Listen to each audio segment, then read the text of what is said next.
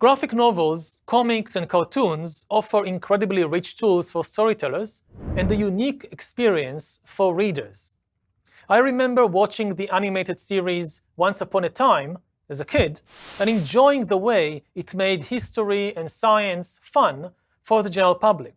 The biggest challenge that Sapiens: A Graphic History presents is the visual medium. Putting a face on the different characters in the story of humankind, not to mention animals, fantasy figures, and superheroes. While words can be abstract, images must be concrete. For example, we know that some ancient sapiens had sex with Neanderthals. When writing this in words, you can keep it abstract. Sapiens had sex with Neanderthals. But when you want to draw this, you must be concrete. How do you represent sex? Do you draw a sapiens man with a Neanderthal woman? A sapiens woman with a Neanderthal man? Maybe a gay couple? And what's their skin color?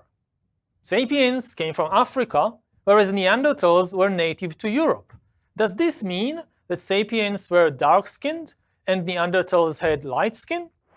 In a regular history book, if you don't want to get into these difficult questions, you can just avoid them. In a graphic novel, you must address them directly.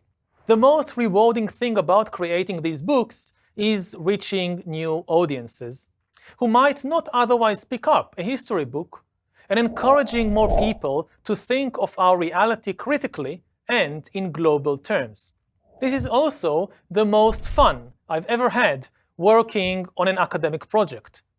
Collaborating with David and Danielle is a joy. It challenges me to be more creative and prompts ideas that I never would have predicted I would suggest, like a scene with a cat that flicks through different TV channels to illustrate the notion of racial discrimination. Danielle and David's mastery of the graphic medium and their sense of humor open up completely new ways of expression, and I often laugh out loud when I read their drafts and notes.